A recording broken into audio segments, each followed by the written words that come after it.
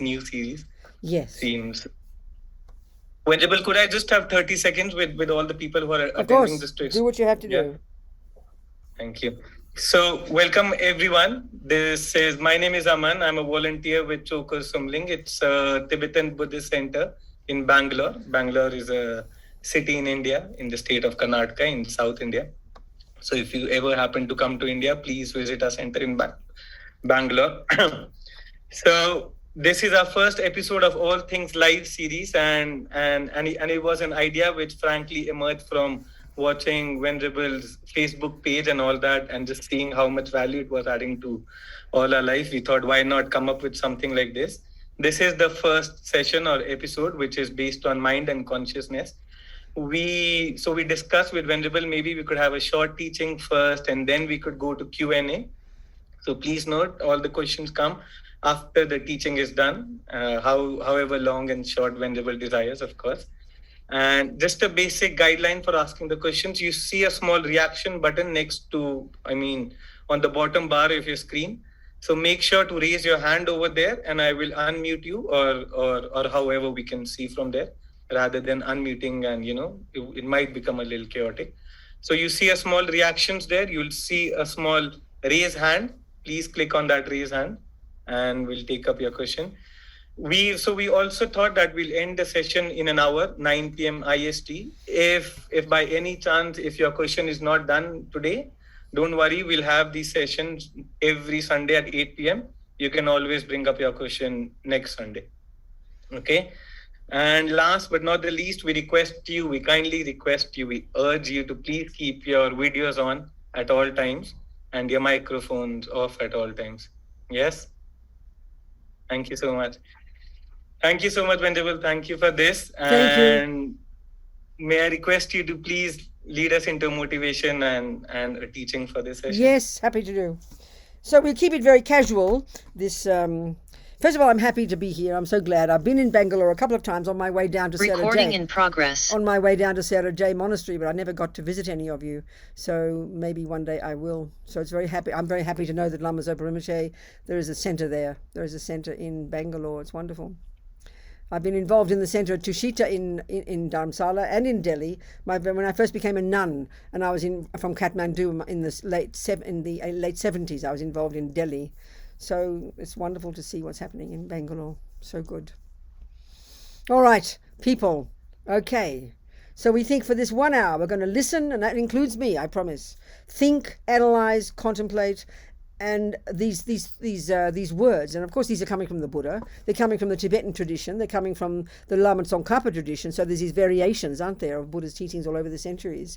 But His Holiness the Dalai Lama always says, we are the Nalanda tradition in Tibet. So in Tibet, when this amazing monastic university, extraordinary place, as we know, near Rajgir, was flourishing, and of course it died down. This is history, things happen, things come and go, but it kind of really took itself straight from intact all the way to Tibet, and so it's really been kept alive in Tibet all these centuries. I think we don't remember that, but the amazing system that was in India, you genius Indians, I tell you, we know nothing about you Indians in the arrogant white European Western world, I tell you.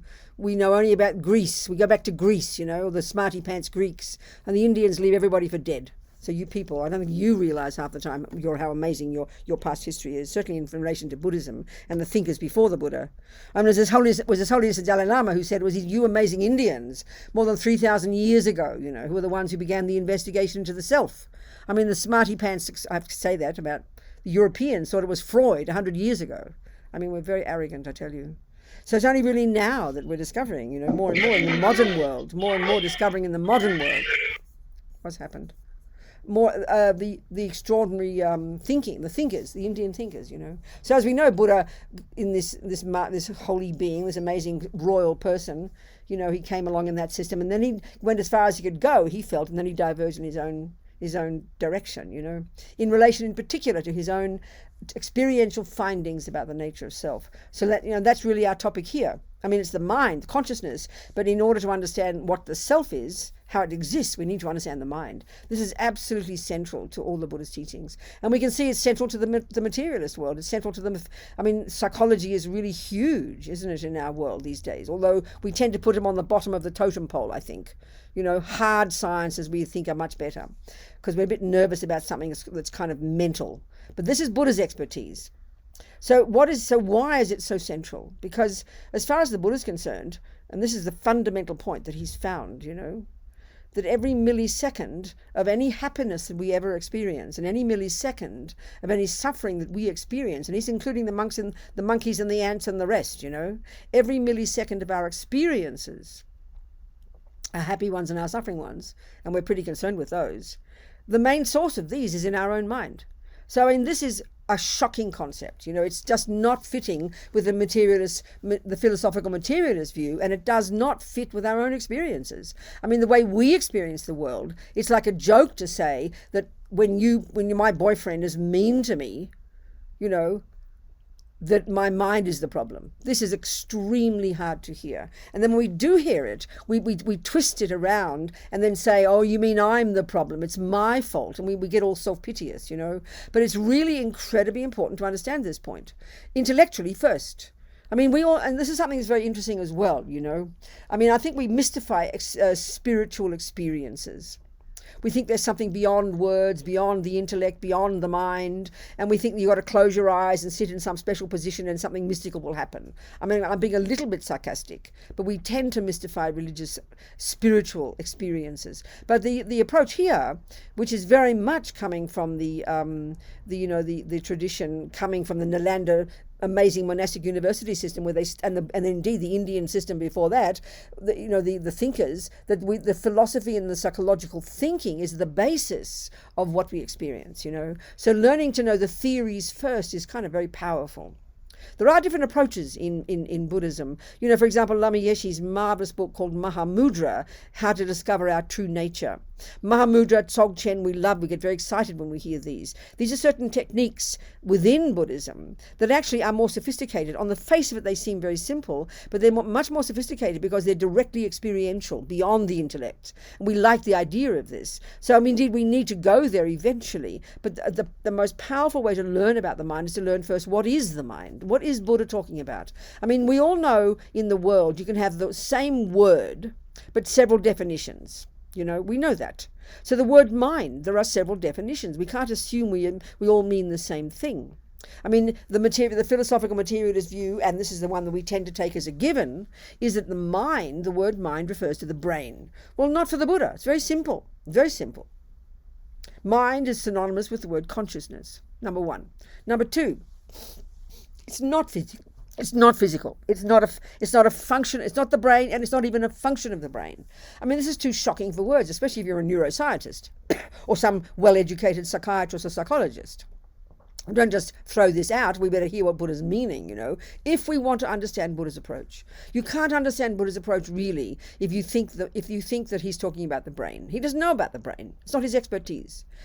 So the mind is not physical. So what does that mean? It means it's not the brain, it's not a function of the physical, but it doesn't mean it doesn't depend upon. So the Vajrayana model of the universe, the more sophisticated Buddhist teachings, they talk about we've got gross consciousness or mind, and we've got a gross body, this bag of bones right here, and they're inextricably linked. So it doesn't argue that the brain doesn't have a role. It's just a question of understanding how to talk about it, how to put these ideas together.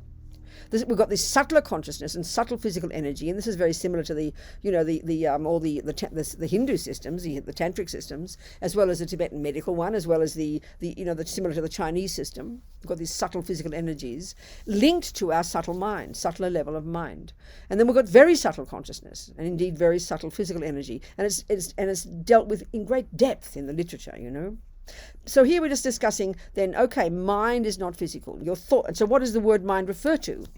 Well, it refers to the entire spectrum of your inner being, or your thoughts, intellect, up here, what we think of up here, intellect. Feelings, the stuff here, which we're very involved with, emotions, feelings, unconscious, subconscious, instinct, intuition, this entire spectrum of our inner being. That's your mind, that's your consciousness. So it's marvelous that these days there is so much meeting of minds on these topics. I know when I was editing the book of Lama Zopa Rinpoche's, which is a really marvelous book, and I do recommend you get it, called How to Face Death Without Fear. It's a handbook, basically. And it's really to help. It's geared. It's addressed to how to help our loved ones. Dealing with sickness and death, getting close to death and the time of death. So of course we're dealing with the death process is absolutely crucial to understand. And this is from the Vajrayana model. And it's basically what death is this gradual deconstruction of the physical and mental components of a person. So there's all sorts of meditations we can do, and there's ways of becoming familiar with this process, of course, because as we know, if we're Buddhists, we're talking about our consciousness being not physical and carrying on to a future life. So we need to know how to navigate death. Well, I know while I was editing that book, I read a book by an American medical journalist called Nick Teresi, and he's a very funny fellow, and his expertise is death in the materialist world, So of course everybody thinks he's depressed because he talks about death, but he's actually very funny. He's wonderful, and one of his chapters, a lot of the talk was the main point of his book it's called The Undead. It's not about zombies. It's because of all the contradictions and problems and obstacles now in the modern world in relation to the business of taking organs, what do you call it? Giving your organ after you've died. Because suddenly the things that we've known for centuries around all the world, in all the different cultures, are always reports, aren't there, of people coming back to life, quote unquote, after they've been considered dead. People knocking on their coffin. Even in the Victorian times, I've heard that people in England would put a little bell in their coffin. Excuse me, I'm not dead yet, kindly let me out. I mean, we sort of joke about these things, and we can't deal with it in the materialist view, because we know perfectly well if the brain has stopped, you're not positing anything else. So it's really becoming a puzzle, and it's becoming quite an obstacle. And he had a whole chapter, for example, on people having out-of-body experiences. He has no view about this himself, but he's reporting experiences. So these can be perfectly explained in the Buddhist model. But what was interesting, one doctor in this business he quoted him as saying, "I can now say with certainty that consciousness is not a function of the brain. I don't know what it is, but this much I can say." So it's marvelous having all these meetings and conversations, and people all of us forced to look at our assumptions of what we think is right and what we think is wrong, what we think is true, So anyway, the Buddha's view, not physical. It's the mind and consciousness, these are synonymous. It's referring to not just the grosser levels of our intellect, but to the most subtle levels of our being that actually we don't even posit as existing. Now, I mean, forget the Vajrayana model, but even in the sutra teachings, I mean, we know perfectly well before even the Buddha, these genius Indians, you're the ones who discovered, who invented, who created this extraordinary psychological skill called shamatha, called single-pointed concentration. I mean, this is how come you even this is the point, this is the essence, one of the amazing techniques that you developed. And the Buddha took this very comfortably when he left and went off in his own direction, taking this system, this technique with him. And of course, with that technique, you are able to completely subdue the grosser levels of the intellect and the experience and the emotions and the sensory consciousness and the body to go to these subtler levels of your mind. And that's your mind. It's a subtler level of your mind, a subtler level of your own capacity for cognition.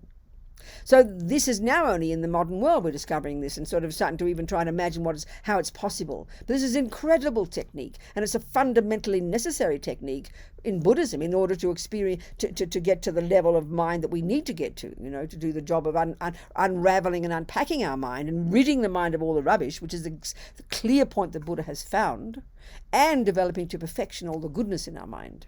So this technique is astonishing, and it's been around several thousand years, 3,000 more plus years, So this is, and when you see a person who's fully developed shamatha, they're going to look like they're dead because they've gone beyond the grosser level of consciousness. So this doesn't fit with the materialist model because we're discussing a brain. This is not criticizing neuroscientists. I'm not trying to be insulting. So, I mean, the way to put it, I suppose, a simple way, without insulting neuroscientists, is that the function of the brain, you can say, is a physical indicator of what is going on in the mind. It's like a signpost. But, of course, only the grosser level. This is the point, because Buddha asserts these much subtler levels. So the point of all this is, is as a background, is to have, the bigger view in Buddhism, of course, and all this is the bigger view in Buddhism is indicated by this word Buddha. It's very marvelous, actually. This word Buddha, the etymology of the Sanskrit word and the Tibetan equivalent, Sangye, is that sang or Bud implies the total eradication from one's mind, from one's being, from one's mind, of all neuroses, all ego, all fears, all nonsense, all attachment, all anger, all ego grasping, utterly, because Buddha has found, and this is what's astonishing, that these states of mind are they say they're adventitious, that they are not intrinsic to our being, they're not integral. So this is the goal of all Buddhists, no matter how much you're doing, whether you're studying for 15, 20 years in these Nalanda monastic university systems, or whether you're sitting on your cushion, your job finally, the point of all of it, is to rid the mind of all the rubbish. And second, not only that, da or ge, that implies the development to perfection of everything else in your mind, which is integral to who we are, which is fundamentally who we are, which is our virtues. Speaking very simply, wisdom, clarity, kindness, love, compassion, they are at the core of our being. This is what underpins all Buddhist philosophy and all Buddhist psychology and all Buddhist practice. This is the point to understand. Of course, this is long term. Don't hold your breath. It might take several lives, depending on where you're at in your practice. But the goal of all the practice, and you've got to understand this, it's not just to sort of feel nice while you sit down with your eyes closed on a cushion to feel nice. I mean, that's absurd. The goal finally is to get such brilliant wisdom, and you can do that finally when you get single point of concentration. Having studied all the teachings, you can then unpack and unravel your mind and deconstruct and get rid of these delusions, the stuff which the Buddha says is the source of our suffering. That the neuroses in our mind are the main source of our suffering. Yes, the boyfriend plays a role. He did punch me in the nose, you saw it. That does play a role. But for the Buddha, that's a secondary cause. It's a catalyst. And this is a shocking point for us. Because for us, it's the exact opposite. And then second, and so the goal of the Buddha, the long-term goal, become a Buddha, rid the mind of all the rubbish, and to grow all the goodness. And why do you want to do that? Why should you? Because that's the point. Because what's in your mind is the source of your happiness and the source of your suffering. So, Buddhism, you can say, it's packaged in different ways. We can present it in different ways. In one way, with certainty, it's a system for getting happy and stopping suffering. That we like. We like the idea. It's also a system for getting wisdom and stopping ignorance. Not sure about that. That sounds kind of boring. But what's interesting is the method to stop suffering and get happiness is to stop ignorance and get wisdom. That's a fact. And that's a kind of interesting point. And that's something I think is really not how we think in the modern world. We know very well. You can have a genius thinker, a brilliant technician, a brilliant IT person, a brilliant scientist who's got wisdom, in other words, as we understand wisdom, but they can still go home and beat up their husband because we don't relate wisdom to morality and ethics and happiness. But this is the Buddha's point. So it's crucial to understand the relationship between happiness, wisdom, and ethics. Ethics is fundamental. Another way of presenting the entirety of Buddhism is a system of ethics. They're all related. And this is really very fascinating because I think we struggle to put these different areas together in our own lives, So, okay, the mind, the consciousness, it's the source of our happiness and suffering. So if it is true that it is, and if I do want happiness and don't want suffering, however we define those words, and we need to understand Buddha's analysis, then we better know what the mind is. It's very clear, it's very logical. So you've got to first intellectually understand it. You can't just close your eyes and think you're going to see it all. I mean, that's like looking at a garden and thinking that suddenly botany will reveal itself to you. No, it won't. You've got to go study the books first. Then you look at the garden and your looking is informed with wisdom. Same with your mind. And this is one of the biggest mistakes, I think, in the modern world. We just think there's something sort of mysterious about sitting on a cushion with your eyes closed. I mean, it's like embarrassingly absurd to think that somehow meditation in its nature is something mystical. No. I mean, it's just it's a series of formal techniques that enable you to learn to become in charge of your mind, so you can learn to unpack and unravel it and change it. It's really hard work. So you've got to start with some theories first. You can be mindful of what's in your garden for 57 years. You can look at your garden perfectly every day for 1 hour with perfect concentration, and you can even memorize it and even do a drawing of it. But what good is that unless you know what you're seeing with your mindfulness? You can't look at your mind and you can become very peaceful And that's very nice. We need to be peaceful. But if we don't understand what we're seeing, we don't have names for what's there, if you can't identify a weed from a herb, what is the point of being mindful? It's just a stupidity. It's idiocy. So we need to inform our mindfulness with wisdom. We need to know what we're seeing in the mind. So we learn first the theories. This is how we learn everything. We're very good at this.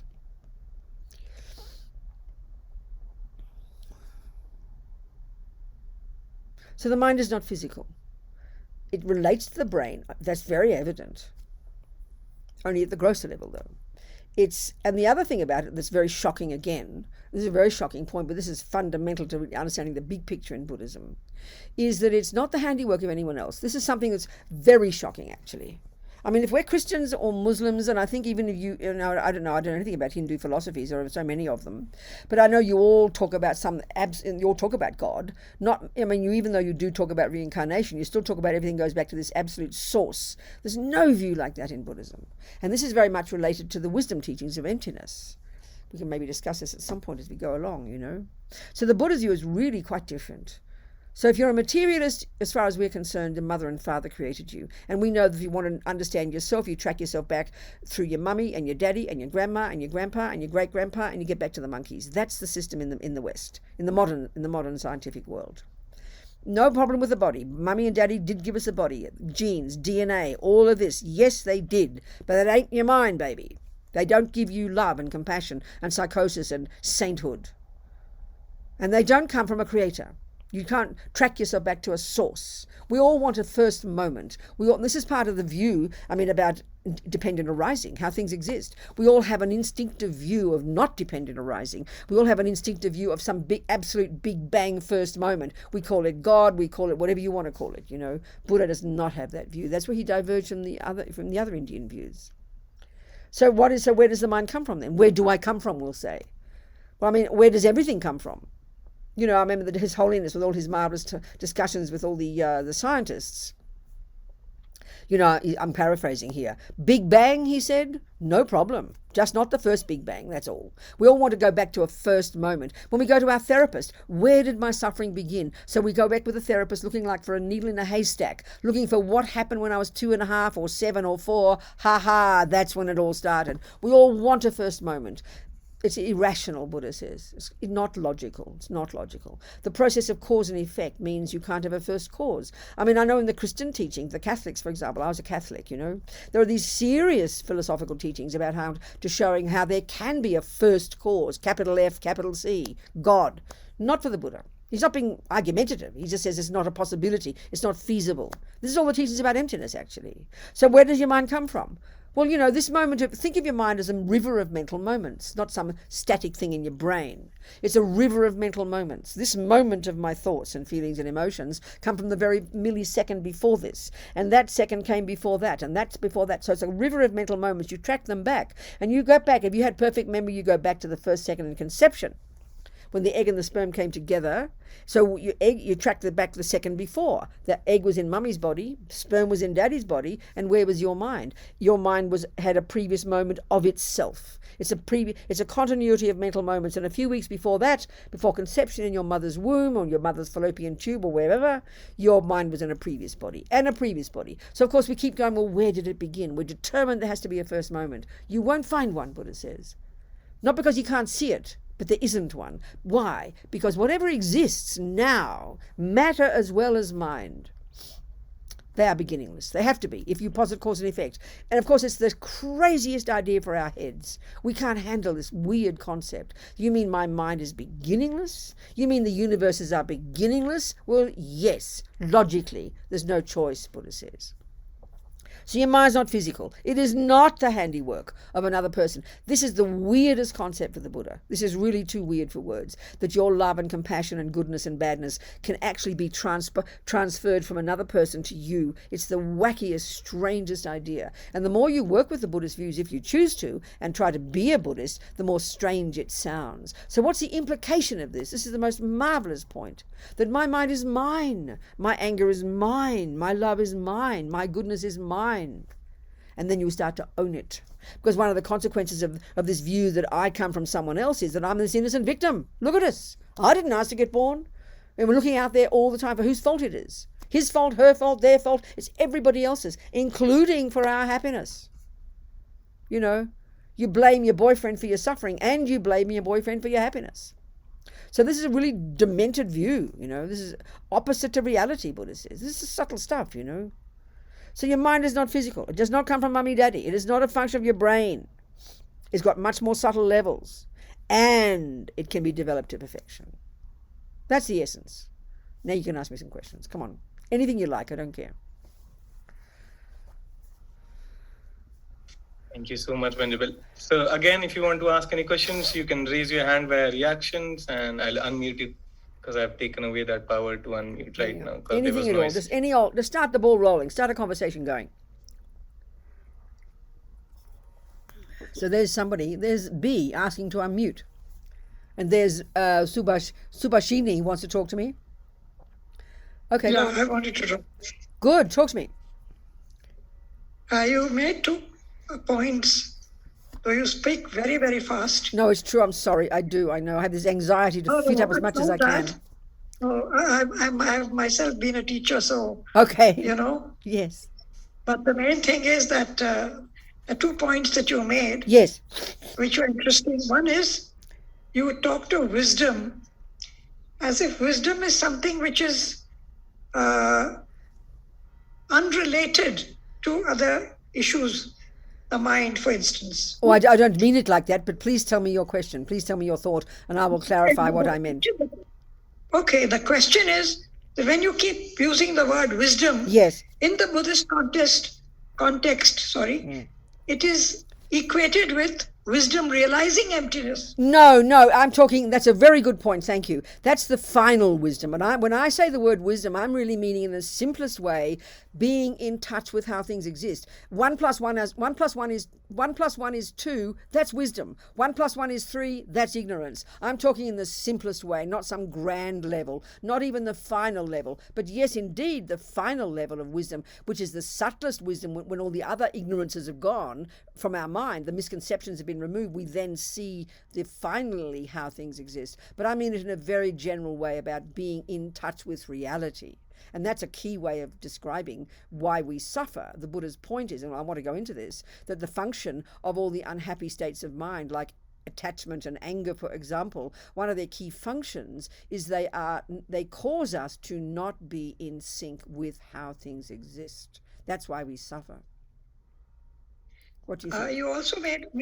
You also commented on the fact about the mind. Yes. And how the mind, in some ways linked with the brain and yet not linked with the brain. No, so there's a kind. No, forgive me. Yes, please ask the question. Yes. Let me just finish. Yes, I beg your pardon. Yes. So in that context, there is a kind of an ambivalence. It's not from the brain, but yet there is some connection with the brain. So this is a bit,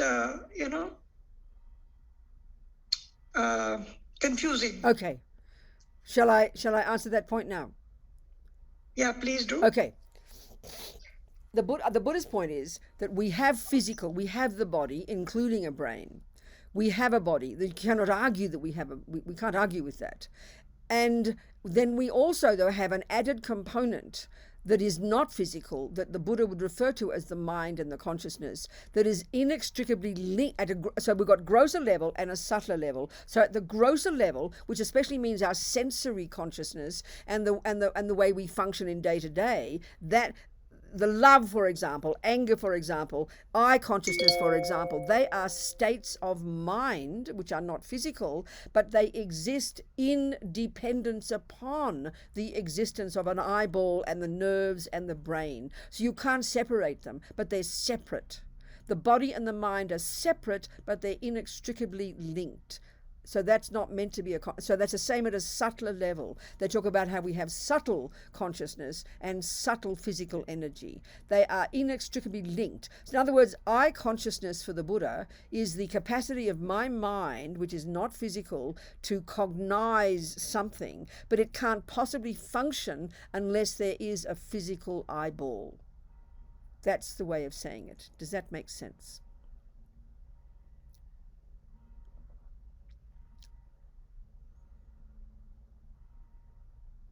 I'm wondering what Subhashini's point is. He's gone away. He's disappeared. So that's the answer anyway. That the body, and this is one of the key things, if we're interested in the Buddha's teachings, is to get our head around this, to see it not as a contradiction,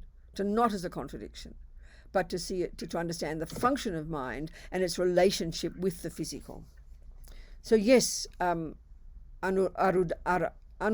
yes, happy to see you. You have your hand up. Yeah. So, I've been listening to a lot on Yes. non-dual, the non-dual Vedanta, Yes. etc. Right? Yes. So there's obviously a lot of similarity, Yes. which is not surprising. I've heard there are. I haven't studied it, but I've heard there are, and there have to be. Yeah, well, I'm no expert either, but it seems to me that when you talk about the subtler level of consciousness of the mind, that's what they are talking about in the Vedanta, which is your consciousness, right? Mm. Where your mind, your body, etc., they're all part of that larger consciousness. And they talk about that consciousness is like a screen where the body and the mind, etc., they all play out. But they're not essential for the existence of that screen. This is a very different way of talking. It's not the Buddhist way at all. It's quite different. No, I understand. Yes. I understand. So then the question is. It seems to me like it's not really different.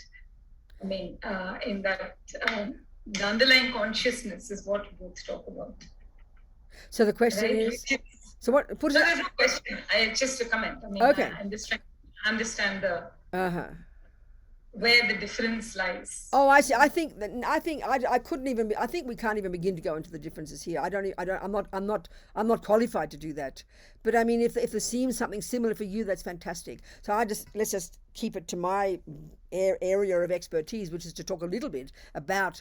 Especially I want to start talking about the states of mind, and really to try and see it in an experiential way, how we can put this into practice. I really can't begin to answer those points. I'm not qualified. I haven't studied anything about other systems apart from a little bit about Buddhism, I'm afraid. But I'm sure there are many similarities. There have to be. I mean, of course there have to be. It's marvelous. So the point I want to get to here, the main point I want to get to, is the key point is if my consciousness is not physical and my consciousness is not the handiwork of someone else. These are the crucial points for me that underpin that cause me to want to practice, that seem to indicate my power that I can practice. Because it seems to me logically, if my mind is if my mind has come, if the feeling of, put it this way, the feeling of ego is I'm an innocent victim. Have a look at our lives. Lama Yeshe would often talk about how when he met us hippies and the Western hippies, and they started meeting Tibetan Buddhists in the 70s in Kathmandu in India, the sense he had about the way our ego grasping worked. He said that he called it self-pity, which sounds very brutal, really. That our suffering is related to self-pity, but that's very much fitting with the Buddhist analysis, and we need to go into this. I want to talk about this, the states of mind, the emotions we experience. But the key point for me, the main point for me, that if my mind isn't coming from my mother and my father, my body, yes, my genes, my brain, and we want to put these two together, they're not contradictory, then it empowers me to realize that I can change. I mean, look at the suffering we have. If we are determined, the way we suffer a lot is we are determined to find someone to blame. This is the function of ego, and this is reinforced by the view that I'm made by my parents. We mightn't think this way, but most people, we blame the mother. Not even the father doesn't get the blame. The mother gets the blame. Where does that come from? This powerful sense, she made me. And for me, that's logical. If my mother and father actually created me, meaning also gave me anger, gave me psychosis, gave me love and compassion, that for me, this is logical. If they gave it to me, then they are responsible. You are absolutely right. But if they didn't give me love and compassion and anger and jealousy, then wow, Who's responsible? Me. I like that. Not blame, but empowerment. That for me comes, and that's where the Buddhist view of karma comes in. The Indian view of karma. Come on, please, well before the Buddha. That we are, Dalai Lama calls it self-creation. Self-creation. That he basically saying every millisecond, Buddha's saying every millisecond of what we think and do and say programs our consciousness, programs us, and that turns us into the person we become. Now, the thing is, I find it very fascinating. We understand that when it comes to, say, becoming a musician. You know very well you need the external conditions. You need Bach's music. You need Steinway's piano. You need a good teacher. But you know you are the main cause of becoming that musician. You don't say, oh, I'm a good musician because of my teacher, because of Steinway, because of Bach. You know, if you're a bad musician, it's all their fault. You're proud to own responsibility. And then you know, secondly, every millisecond of what goes on in your mind in relation to music is utterly important. It's what produces the musician. We get that. It's called science. But as soon as it comes to happiness, as soon as it comes to emotions, it's not my fault, it's my mother's fault, it's father's fault, it's their fault, it's everybody else's fault but mine. There's no empowerment. There's no ownership. So therefore, that's why we feel so hopeless. That's why we feel so unempowered. I can't do anything. My brain is no good. I'm sick, I'm bad, I can't change. This is the way we suffer so terribly. But having the knowing our body does play a role. Yes, powerful. The external world does play a role. But our mind, that is what we can learn to know and change. That's our power. That's for me the main implication of the mind not being physical, and the main implication of the mind not being the handiwork of someone else. Okay, you don't want to blame God. No one would dare do that. But the implication is, somehow, if I come from God, it's kind of a touchy one, isn't it? So for me, the implication of this is not meant to be some intellectual thing. Oh, what is the brain? What is the mind? We need to know these things. But for me, the implication of it experientially is that I can change. And that's the real point that I want to make. I can change. And that's the point that Buddha's making. That's what empowers us. So yes, our lives must be, sometimes our lives are terrible. Our bodies may be sick, difficult conditions, difficult situation. And that's why I always quote examples of my friends in prison, living in these nightmarish garbage dumps, who have really learned to transform their own minds. Because one, my friend, on death row, having been accused of murdering 2 policemen. She and her husband were on death row. They were completely innocent. The husband even got executed. She was at the execution in the prison. His head burst into flames. You can't imagine the nightmare of these 17 years of hell she had. And she said, finally I realized I couldn't change anything, but they couldn't take my mind from me. So I decided, I'm not a prisoner, I'm a monk. I'm not in a cell, I'm in a cave. So she learned to navigate this nightmare, to keep her mind sane. She did yoga. She wasn't a Buddhist. She did yoga. She was just this humble, amazing, powerful person. So she came out of prison 17 years later, not out of her brain with insanity, like many people do. She became out more wise and more marvelous, because she worked on her mind. So yes, Subhashini's back. Do you have any comment on what I said before, Subhashini?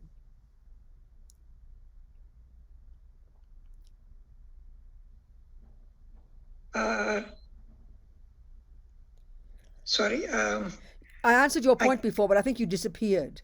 I don't know if you heard my answer. Was it satisfactory for you? You see, you've been talking about blaming your mother or your parents or whatever else. But that is very much a Western viewpoint. I don't think so. I'm sorry, I have to interrupt you here. I've met lots of Indians who never stop blaming their parents and their grandparents and their children. They moan and complain like everybody else. Please forgive me here. Please forgive me. That is not a Western view.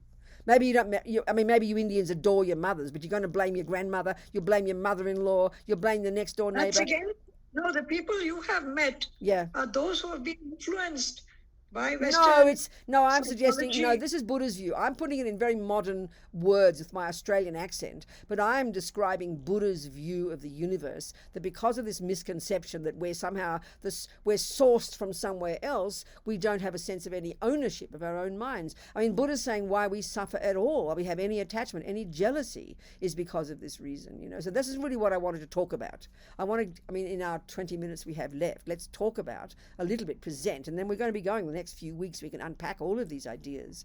But this is, it's my way of putting it. I know I sound very blunt, Subhashini, but please forgive me.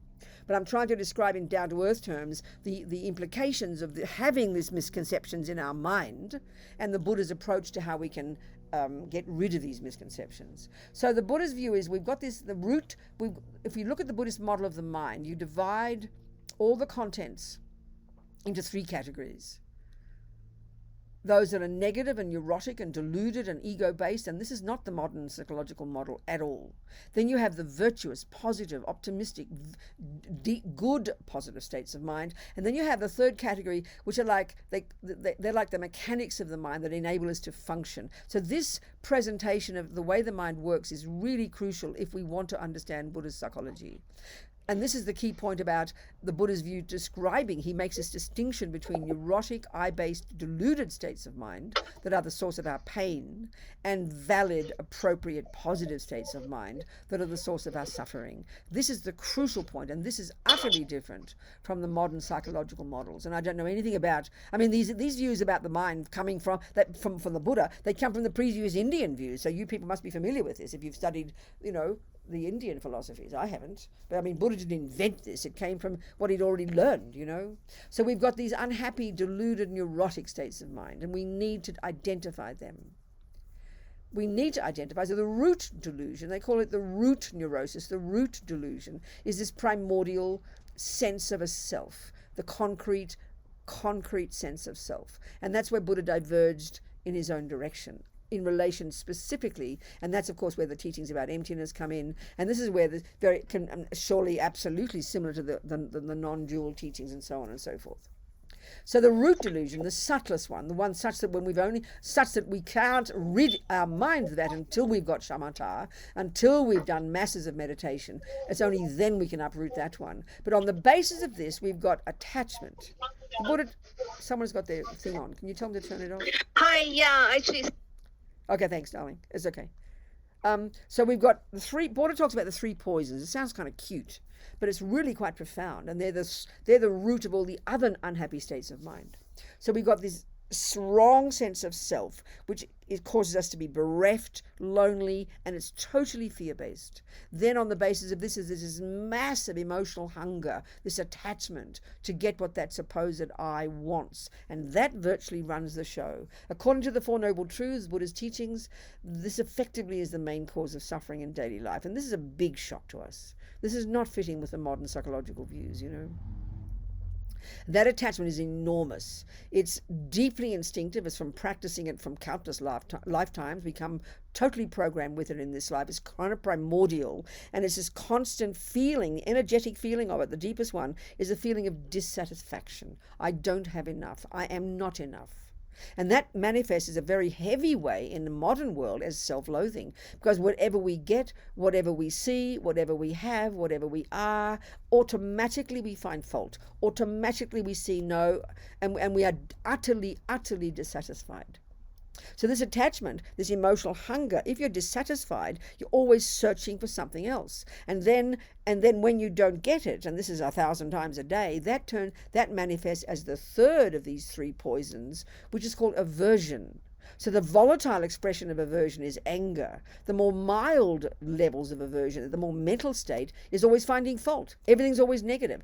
Every time anybody says anything about you, especially when it's yourself, you're going to say, no, I'm terrible. I'm no good. I'm bad. I can't do anything. I'm hopeless. I haven't got this. I haven't got that. She is no good. He is no good. It is no good. It's a real serious mental state. We've all got it. It's called attachment and aversion. And it's a question of the degree at which we've got it. This is the suffering of what Buddha means by saying samsara. This is daily life suffering. Join the universe, folks, you know.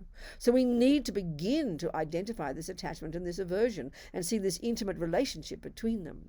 Aversion or anger or irritation or annoyance or frustration or finding fault all the time, these mental states, they are the response when attachment is thwarted. They're the response when attachment doesn't get what it wants. This is the daily pain of most people's lives, the monkeys and dogs as well, you know, and it goes to really subtle levels. And all the other unhappinesses like arrogance and low self-esteem and all the other business, they all kind of branch out from these. These are the primordial. I mean, you know, with modern psychology, if you go to your therapist and say, oh, I've got some anger, she'll laugh at you. She wants to hear some complicated term like ADHD or bipolar, you know, the terms we've made up in the modern world. But this is Buddhism. It's been around for several thousand years, and before that, the ones before that. So, but to understand attachment and aversion, do not underestimate the power of these states of mind and how subtle and deep they go. And these are the source of our daily pain. These are the source, you know, not the food. Not even that woman, Sunny, on death row, living in this nightmare. She could see with her incredible intelligence and hard spiritual work that yes, she could change nothing about this nightmare. It causes many people to go out of their mind with complete insanity. But she said, they couldn't take my mind from me. So what did she do? She and basically, putting in Buddhist terms, she learned to give up attachment. She learned to give up anger and rage. So what's the consequence of this? She became happy. This is the essence of Buddhist practice. I tell you, you know. So now questions about that, please. Anybody else? Sorry, I had a response to what you said Good, earlier. darling. Why don't you say it?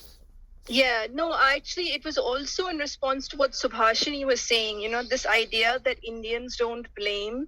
I mean, if you talk to most Indians, actually, I find their attitude to be fairly and very significantly fatalistic. Oh, you know, my fate is bad and therefore things are going wrong in my life, you know. So I just felt like I wanted to support you in what you said. I understand, because I agree with you, and it's not a Western view, and it's really not about even being exposed to Western ideas, the desire to blame somebody else. No, I think that's the point I made. That's a good point. That's the point. I mean, I'm talking here Buddha's view, you know, in my own down-to-earth interpretation, and that's several thousand years old. We know this, and this is not even the Buddha's view. He didn't invent this. He got this from his previous studies, from all the amazing Indian views. So it's the way the mind works. I think we see that, and it's beyond culture. It's beyond culture. It's the way ego works. So it's a good point, Subhuhi. Thank you very much. Thank you very much. Thank you, darling. Who else has a question? Anybody else has a question? Yes, Aman. Okay, so I mean, there's no more reason. So I was wondering, so it's a very good point that, you know, take up the responsibility to change yourself. You've made the mistake, the anger is in you, you can change it. It's a very empowering point of view. So I live in this community, which is predominantly, they identify with Hinduism, and their whole point is surrendering to the divine. Sorry, say it again. What? The what? Their whole the whole philosophy their community is based on is on divine, is based on God. Surrender to the divine, surrender your faults to the divine, surrender your points to divine. Yeah, I hear you. So I discussed that with them, and they say, yes, yours is also nice, but then see the beauty of this, that it makes me free. What does? What does? That you know, it's not my fault, it's something that it's in control of the divine, and I can see. Like it change. No, I see. So so in putting it in the Christian terms, I was a Catholic. So you're talking about, and I think it's very powerful actually, Aman, having faith in a creator or faith in the divine is it is a very powerful and very effective tool for learning to be happy. I mean, there's no question about that, but I think it's just but there's different approaches, aren't there? But there's no question. That's marvelous. I mean, I remember reading, the Muslims the same, you know, if you've really got devotion, if you really have faith in a creator, I find it very powerful actually. If you really have faith in a creator, God, that means you surrender, you know, because God's got a plan. God knows what he's doing. I don't need to know. I trust God. That's a pretty amazing view to have. And you can see it's a very powerful method to learn to become peaceful and happy. I remember reading just one Muslim couple in the paper years ago. One one flight went down in the sea, and it was in Malaysia, and the parents, how do you feel about the death of your daughter? And so they said, we are peaceful, it is God's will, we are happy. That's profound. I think it's amazing. But it's just not the discussion here, that's all. There's a different approach, that's all. There's different approaches, aren't there? We have to find our own approaches, And as we very well know, if we're speaking, especially if we're studying Vajrayana, the teachings about guru devotion are very similar, actually very similar.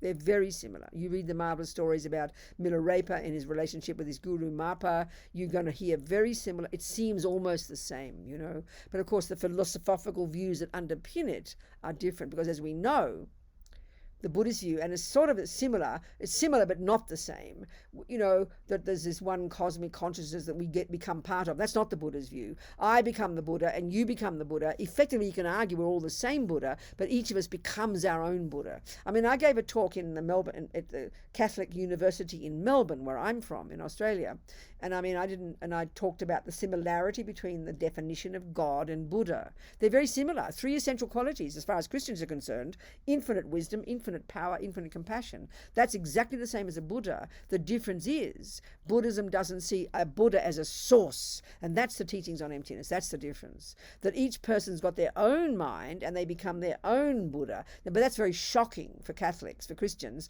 to say that you become God. You can't do that. You can't talk like that. So there are many differences, and I think the differences are, not trying to be too intellectual, are rooted in this idea of interdependence, and emptiness. So the Buddha's view is that each one of us, and you can have devotion, but you are the one who does the work. You are who becomes your own Buddha. You are the one who created your own suffering and your own happiness. They do not come from Buddha. There's a big difference there. Your suffering and your happiness absolutely do not come from Buddha. They come from you. That's the massive difference. Are we communicating, Aman? Yeah. What else? Hello, can I ask a question, Absolutely, please do, Pallavi. This is Pallavi. Yeah. Yes. Yeah, I wanted to ask you, I have also been doing the Nalanda diploma course from Tibet House, Delhi. Yes, wonderful, wonderful. Yes. Yeah, what I wanted to ask is that what stops people from taking accountability for their own happiness? It's a really good question, isn't it? It's a really good question. And a simple answer, and it's kind of embarrassingly simple. One answer is, it's just habit. This is really not meant to be silly. Why? So it's habit, but more than anything, it's habit. I think. So the way to understand in a technical sense is to look at the way ego works, and the way ego works, which is this. Okay. There's one is this habit, which almost seems too silly. Sort of, why are there weeds in my garden, and why are there not more flowers? Another answer is because you've allowed the weeds to grow. They've become a bigger habit than your flowers. But let's look into the character of the weeds and the character of the flowers. And this is the interesting point that I think is quite hard for us to see when we start to look into the way ego grasping, the root delusion, works. And this is the point that they say in Buddhism, and it seems not so exciting in the beginning. It doesn't seem very convincing. But the key function of ego grasping, the root delusion, and all the delusions that come from that, like attachment and anger and the rest, their key characteristic is that they are misconceptions. They are not, they're emotional, and we get very involved in the emotional. We've got to go deeper into them, and we're going to see that those emotions are grounded in these deep misconceptions, these wrong views about how things exist, and simply because we've practiced them for eons, they're totally integrated in our being. They're sort of like, they're literally instinctive. That's the reason. They're instinctive. And the fear and the suffering comes because they're liars. This seems so silly, but if you've got a 1,000 rupee note, I don't know, I think we have still got, haven't we, 500 rupee note. No, you've got a 5 rupee note, and you are convinced it says 500, and you've believed in this for so long, you've deluded yourself. So you know yourself, you imagine you've got your 500, you go out to spend your 500, you've got all the expectations of getting 500's worth, and you get 5 rupees worth, and the habit of seeing it as 500 is so ancient that and you get shattered every time you go to spend it, you get disappointed, you get upset. That's how we are with attachment and anger. So attachment believes believes there's a delicious cake there. We believe it, and it's been such an ancient habit that delicious cake really appears as delicious. That's the 500 rupees, but it's only worth 5. But we've seen it as so delicious for so long. And every single day we have all the expectations of what that cake's going to do for us. We put it in the mouth, and then 4 pieces later I want to vomit, and we got disappointed again. So it's just habit, ancient eons of habit, of believing in the lies that our mind tell us. That's the way that the lamas say it. And they say that, and that's why Lama Zopa says, a powerful practice. You see the cake. The energy of attachment is so intense, this emotional hunger that is investing everything in that piece of cake. It's completely instinctive, we know. It appears totally divine, and attachment causes us to believe that when I get it, I'll get happy feelings. So we do that action, and then we get disappointed. And then, so the key practice is so powerful is, even though the cake appears delicious, you've got to stop and have the discipline to say to yourself, but it's not true. It's not 500 rupees. I see 500. It is not 500 rupees. So even if, bad enough as Lama Zopa says that we see things wrongly, but the worst thing is we believe they're true. So a powerful practice is to stop believing in attachment. Stop believing. You're angry with your sister. You're so upset. You're so full of emotion. And you have to stop yourself. She did do this and she did do that. But the anger in my mind is distorting the whole experience, and it's making it appear in a way that it doesn't exist. This is really hard, but this is a powerful practice. So it's habit. Powerful, powerful habit of believing the wrong things for so long. What do you think, Pallavi? Makes sense? Yeah, good. I mean, Buddhist, this is why it's a joke. This is why I was talking about eons, talking about eons of habit. This sounds like ridiculous to us. Not just habit since we're little girls, I mean, this is the tragedy about the delusions. They're so long in the mind that they cause things to appear wrongly. Bad enough they appear wrongly, but the worst thing, and this is what Lama Zopa says, bad enough they appear wrongly to us. The cake, the boyfriend, the sister, the 5 rupee note. Bad enough that they appear wrongly to us. The worst thing is that we believe it's true. That's what keeps us locked in samsara. So it's cutting the habit, stopping believing it. And that's why this woman in prison, Sunny, 17 years, it's just profound what she said. I finally realized I couldn't change anything, but they couldn't take my mind from me. So I decided I am not a prisoner. I am a monk. I am not in a cell. I'm in a cave. She reinterpreted her experiences. It's not fantasy. It's profound, This is the source. And she remained a happy, wise person. She didn't lose her brain, She stopped believing in her appearances, Pallavi. She didn't talk about karma at all, but we can discuss it with karma. We'll do that another time. 3 minutes to go. So you people, I know I do talk fast, and I hope I don't talk too fast. But it's food for thought, okay? Any more? I think that's it. Let's just finish thinking. I have said a lot of things. I said quickly and loudly. I do know that. If there's anything that's left, any reverberation from it, anything that's been useful, even 1%, take that 1%, Try to practice it. And maybe the 1% is when you feel the attachment arising, you feel the annoyance arising, say to yourself, what I'm thinking isn't true. It's hard to hear that, but because we believe what we feel, and know we've got marvelous potential, and never give up on our potential. That's the main thing. So why don't we, for 2 minutes before we finish, 2 minutes, just be natural, close your eyes, and just watch your thoughts. Not your breath, your thoughts. No assessment, no analysis, no labeling, just attempt to pay attention to whatever arises in your mind.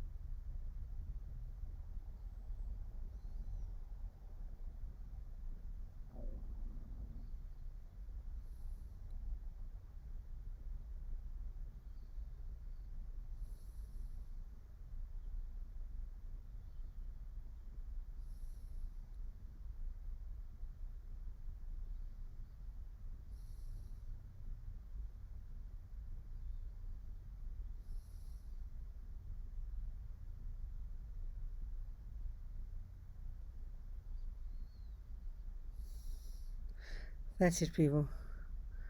That's it, sweethearts. Dear kind people, thank you so much. So happy to see you all. So you're going to move towards bed slowly and do your practice, and I'm going to move towards breakfast. Okay? Wonderful.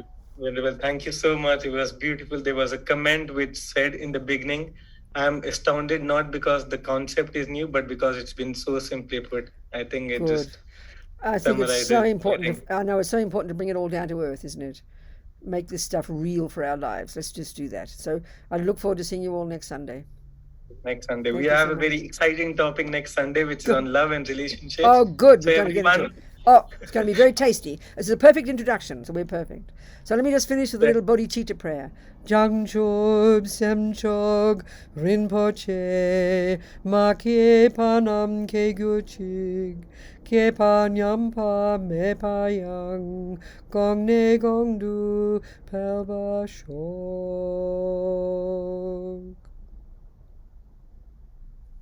That's it. Thank you so much, everybody. Much, much love. thank you. Thank you. Thank you. Thank you. See you next Sunday. Thank you.